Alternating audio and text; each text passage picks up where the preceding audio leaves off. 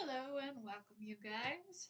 Welcome to our channel. This is going to be a new series we're starting, and what we're going to be doing here is we are going to be making all of the characters in Smash Ultimate as furry cosplayers.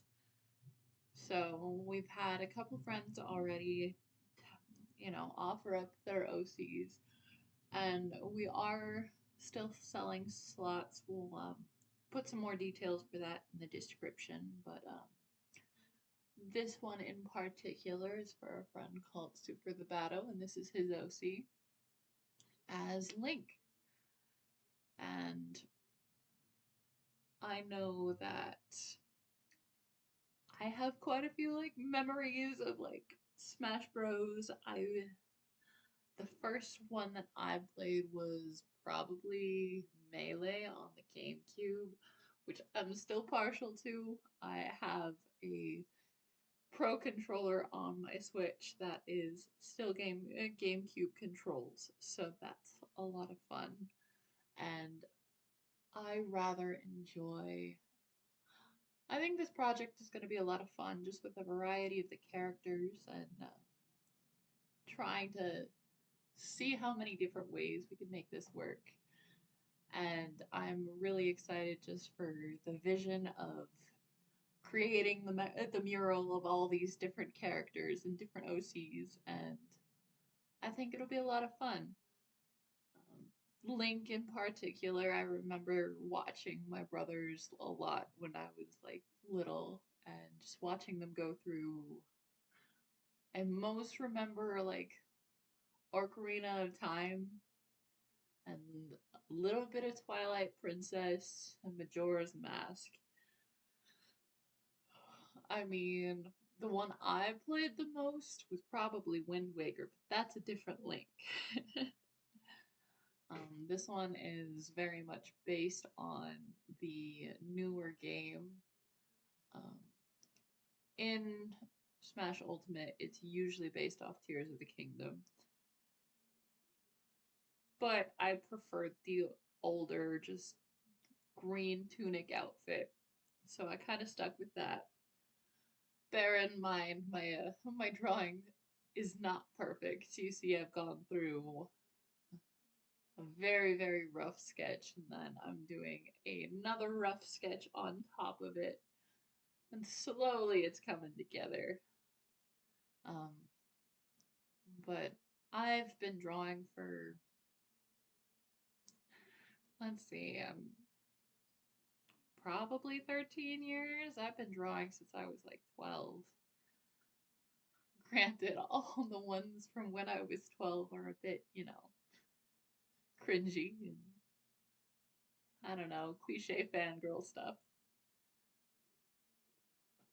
But I I've kind of started doing it more professionally lately, and it's a lot of fun just being able to work with people and to see their characters and to be able to, I don't know, try and do them all justice because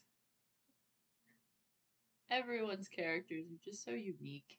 And that's one of the reasons I started drawing furries more often, is just that I enjoy how colorful they are and how unique they are. I've seen all sorts of animal types and everything. My personal Sona, you can see in the corner, is a cat, just because, I don't know, cats have always been my favorite sort of animal. Maybe it's just because cats are one of the few animals that you can, pick up and pet and love and hold and all that jazz. They're just very cuddly. Or maybe they hate all people, that too. And in that case, then I'm just glad that the cat is my friend, so, you know, no winning and no losing. I really enjoy winged characters just because I think I don't know, it gives the possibilities of flight and just the ability to go to places we can't go. So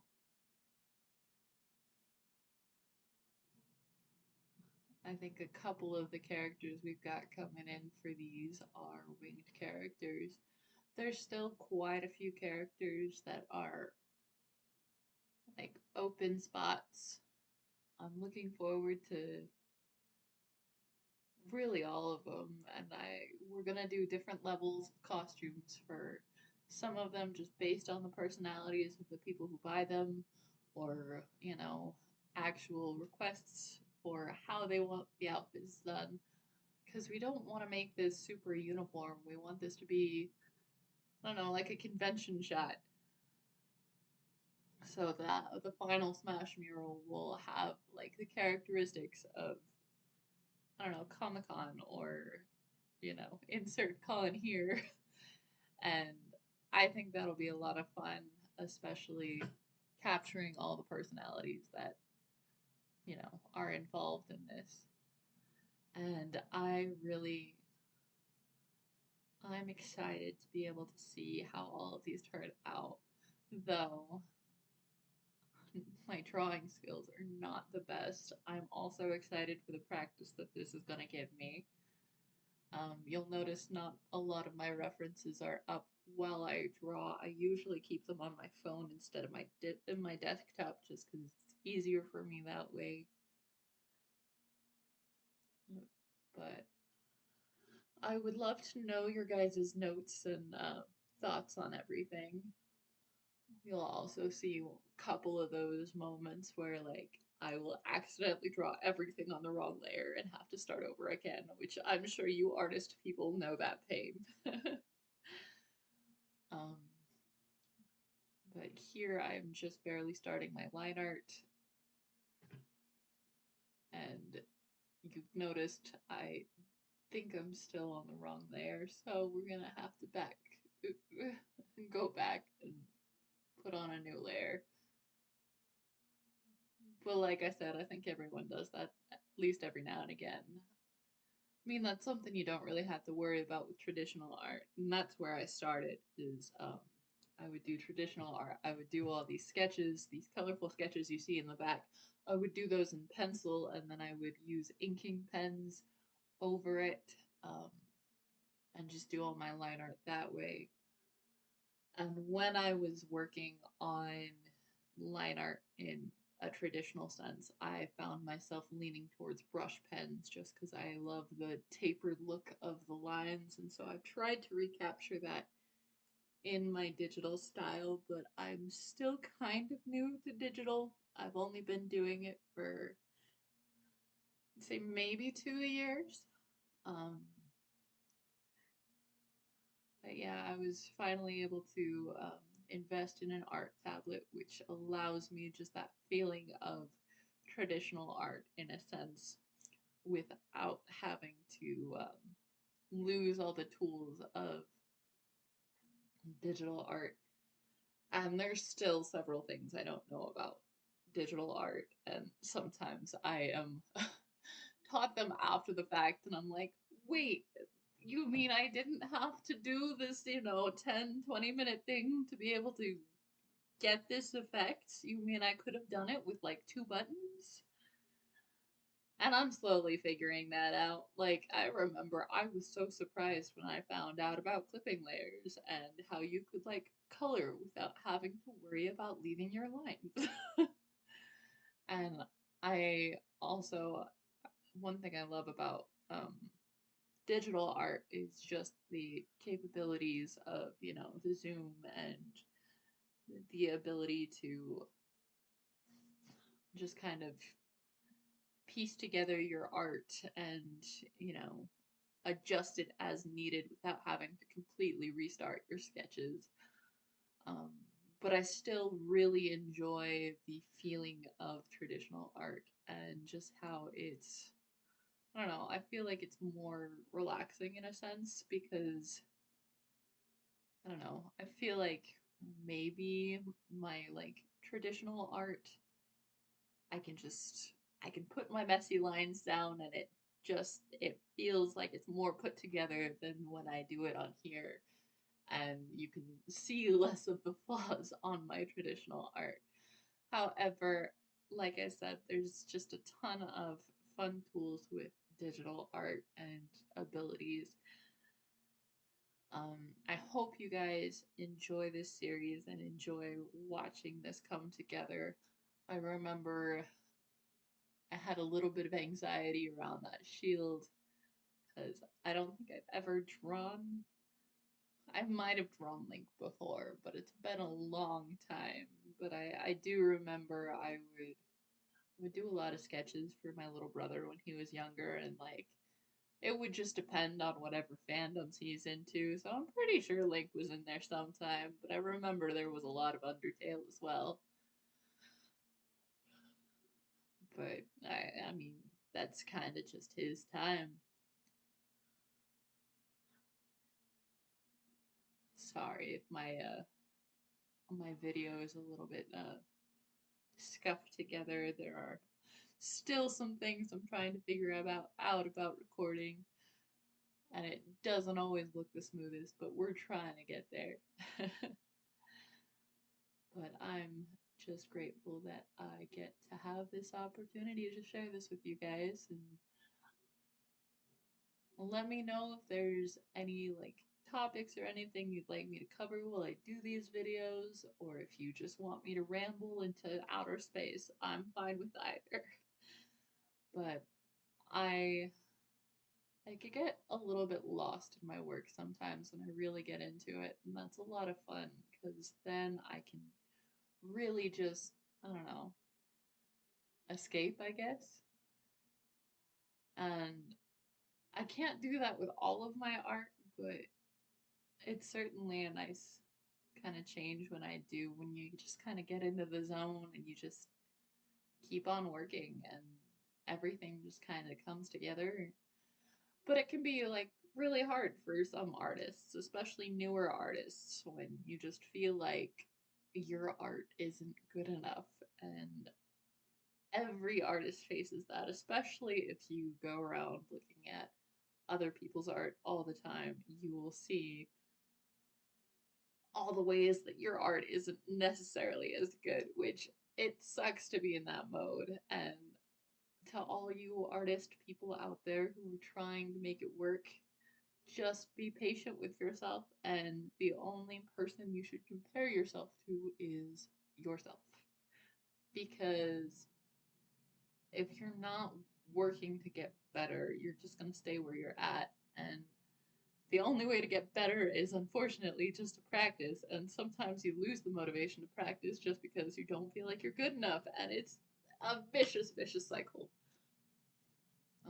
But it gets easier and you figure out things along the way. And one step at a time, I don't know, it slowly just makes more sense. I do wish I did this shield a little bit different. It is kind of skewed, but still, it still looks relatively nice. I did make sure to go and look up all the references to try and get the shapes right on this. Pretty soon we're gonna go into the coloring phase, which I don't actually do all my coloring because I find it so monotonous. I don't know, sometimes I see everything I need to do and I just get overwhelmed and I just don't want to. But that's another reason I'm glad I'm doing this with you guys, to kind of cheer me up, cheer me along the way, because this will be a really cool project once it's done. And I think we're all excited to see the outcomes. Or maybe you're just here to support me. Either way, that's cool too, and I don't know, I'm just curious to see what I'm capable of. I sometimes struggle with keeping my art consistent. Like I'll take breaks for who knows how long, and then I'll come back to it. I know, I think a couple years ago I did Sketchtober for like the first time in forever, and just trying to keep up with everything, to have something to share every day was overwhelming sometimes. But we had like this well thought out list that me and my husband made, and I was like doing 2 or 3 drawings a day, um, and then taking a couple breaks here and there because I didn't want to necessarily do absolutely every one of them every day because it just, I don't know, it was overwhelming. But big projects like this, they become a little bit more, I don't know the word, easier to handle when you break them down to one piece at a time. And so being able to have this and be like, okay, I just need to do one this week and like forget about the rest. The rest just don't exist right now. You know, and I can do these when I have the motivation to draw, and hopefully I can get a couple done this week. And I'm going to be releasing them probably once a week. So we'll get a new character every day. But I only have so many characters that are claimed, so I'm gonna need your guys' help to find people for the rest of my slots. It is a little bit of a small fee for the placeholder, but I think it'll be worth it. Um, Let me know your guys' thoughts on how this is turning out. Also, I don't know if it's just me, but I always have to turn things around so they're upright when I draw them, or else my like wrist gets in the wrong orientation and it just feels weird. So you'll see my random rotations here and probably elsewhere along the way, but it is what it is. And again, I think this is the first time I ever tried to draw the Master Sword, but my little brother, he was always like so creative. I'm pretty sure he made one of these out of duct tape. He really enjoys duct tape. And he would make all sorts of things from like all sorts of fandoms. Like I remember he made all of the Koopalings out of duct tape once. And I know he's made like the hat from JoJo's Bizarre Adventure. I don't know. I slowly convinced all my brothers to end up enjoying anime as much as I do, so that's nice. Now I can nerd out to them about anime. But I remember, like, as a teenager, they would, like, tease the heck out of me for liking anime. Like, I was the worst because I was such a weeb. And I'm like, well, okay then. At least I enjoy what I enjoy.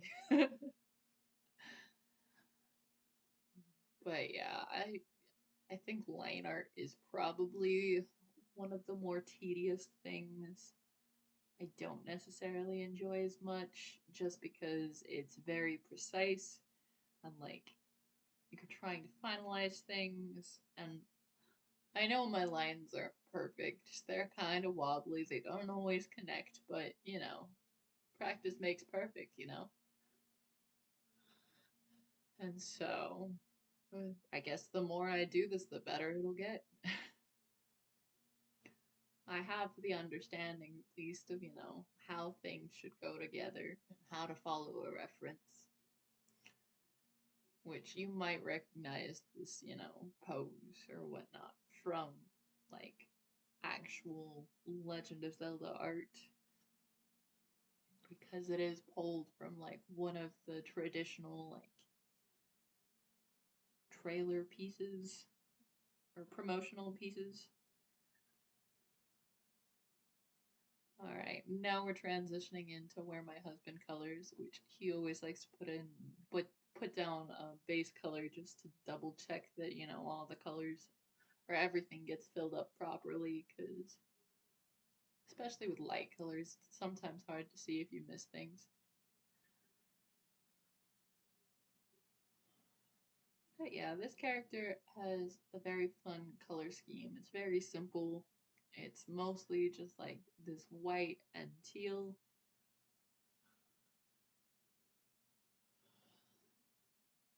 And I just think he's a very kind of charming character. The person behind it is very sweet as well. Um, I don't know. It's it's a lot of fun sometimes to just be able to see how everything works together, you know? And how it slowly works itself out. Anyways, I hope you guys have enjoyed watching this all come together, and I hope you guys have enjoyed this video. Make sure to like and subscribe, and again, we'll have the details if you guys want to be a part of this series in the comments below, or in the description below. And thanks for coming, guys. Have a great day.